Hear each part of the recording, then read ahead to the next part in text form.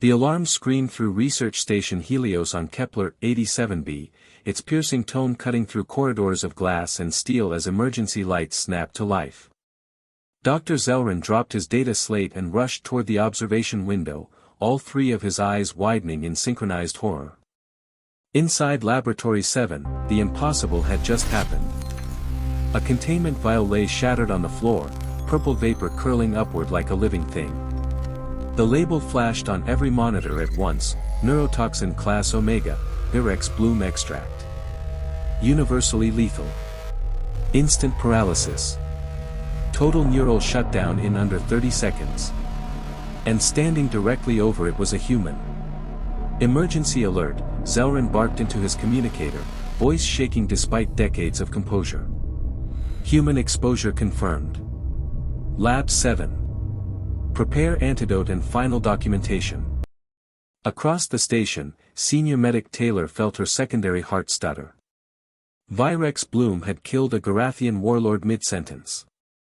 It had liquefied the nervous system of a crystalline envoy before medical drones could even arrive. No known carbon-based organism had ever survived contact. She grabbed the antidote injector and sprinted, 6 limbs pounding against the deck as automated drones activated behind her. They would still be too late. They always were. When Taylor burst through the lab doors, her translator already forming words of comfort for the dying, she froze.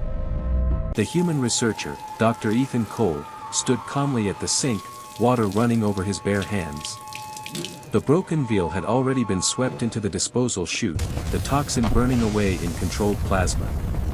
But that wasn't what made her blood run cold. Security footage would later confirm it. Before washing his hands, Ethan had absent-mindedly brought his fingers to his mouth. "Don't move," Taylor screeched, skidding to a halt. "Antidote, now." Ethan turned, blinking in confusion. "Antidote for what?" "The toxin."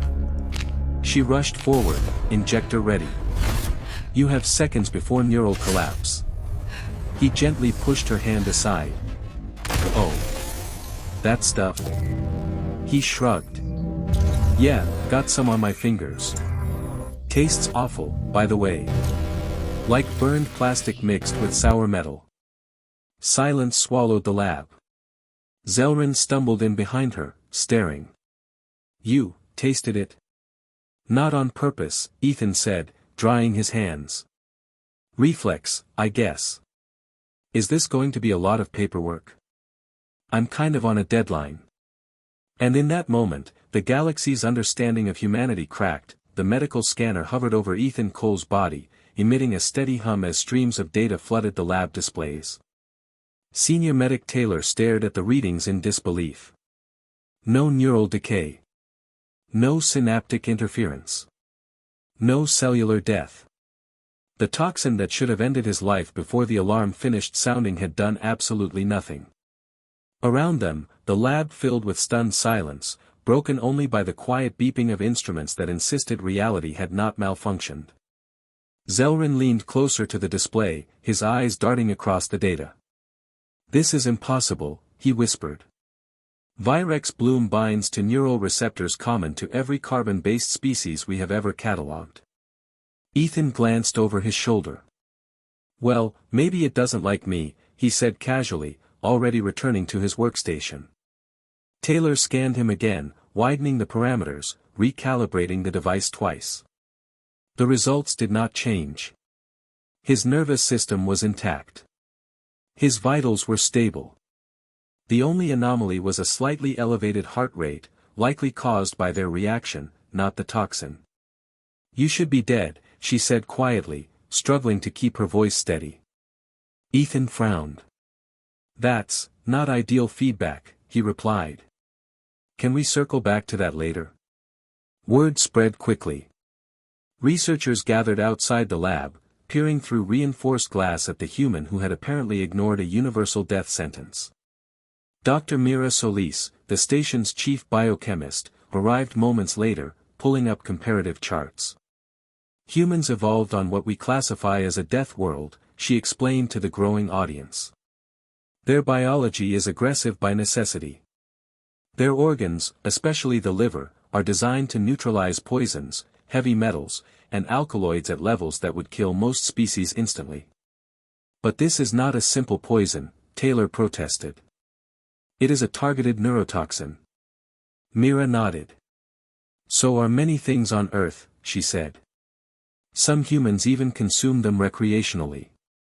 The translator hesitated before rendering the word recreationally. Zelrin made a choking sound. On purpose? Ethan looked up, puzzled.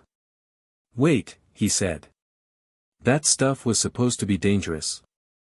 Taylor stared at him. It has killed 16 sentient species in under 1 minute. Ethan considered this. Ha. Good to know, he said. I'll wear gloves next time.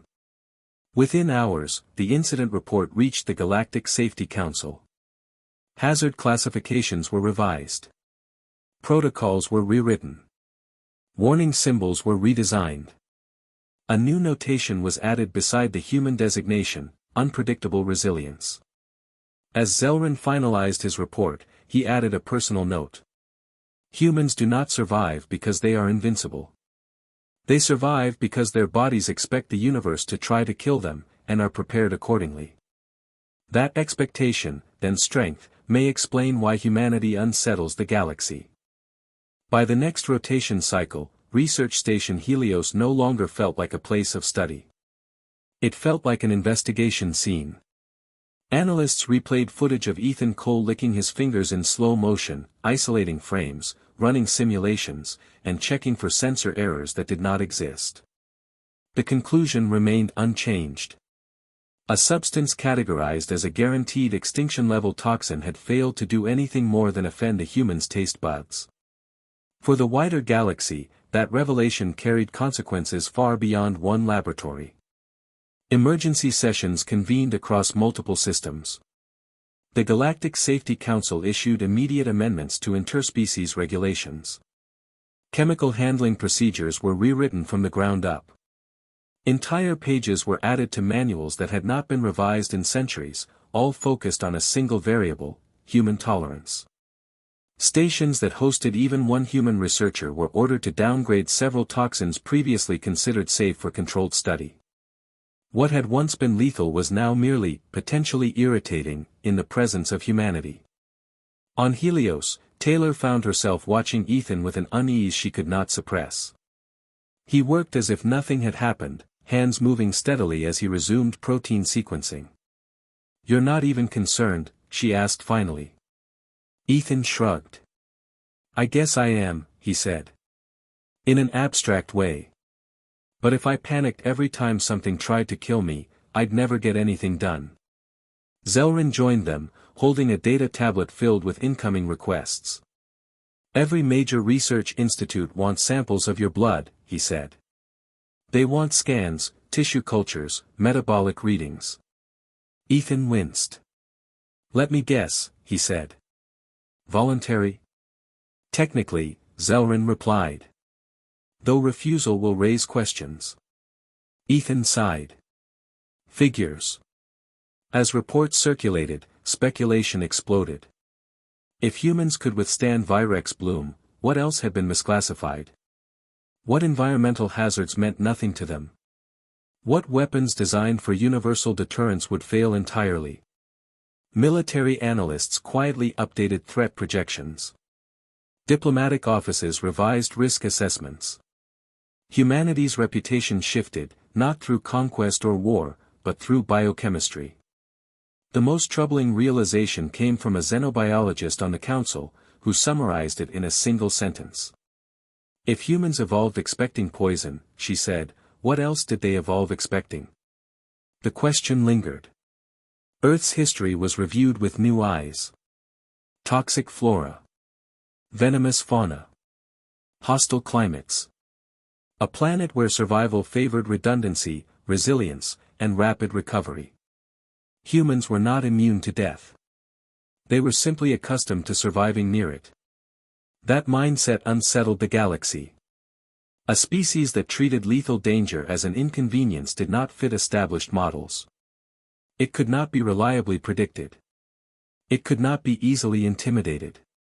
And perhaps most concerning of all, it might not even recognize when it was supposed to surrender. As Ethan submitted his data and finally met his deadline, the galaxy quietly recalibrated its understanding of humanity. The incident on Helios was officially classified as non-hostile. Unofficially, it was marked as a warning. The official investigation concluded 3 days later, though no one truly felt finished with it.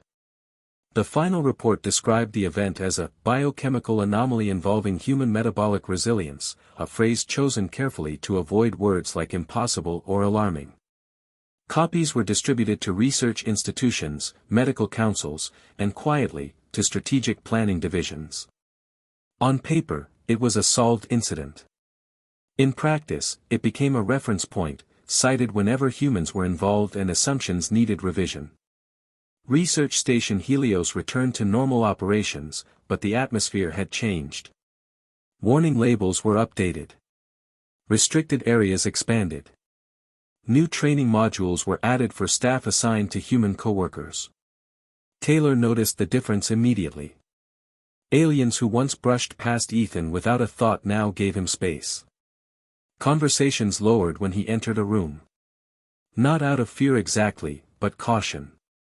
As if they were standing near something stable, yet fundamentally unpredictable. Ethan noticed too. "Did I do something wrong?" he asked Zelrin one evening as they reviewed data logs. "No," Zelrin replied after a pause. "You did something unexpected." "That seems like a low bar," Ethan said, half smiling. To the galaxy, it was not. The Galactic Safety Council issued a quiet addendum to its species assessment registry. Humans were reclassified from moderate-risk biologicals to variable hazard entities. The explanation was brief. Human survival thresholds do not align with established models. Exercise discretion. It was one of the shortest entries in the database, and one of the most discussed. Dr. Mira Solis summarized it best during a closed symposium. "Humans aren't immune to danger," she said. "They're just calibrated differently. Their baseline includes things we consider catastrophic." The idea spread. Commentators debated it. Philosophers dissected it.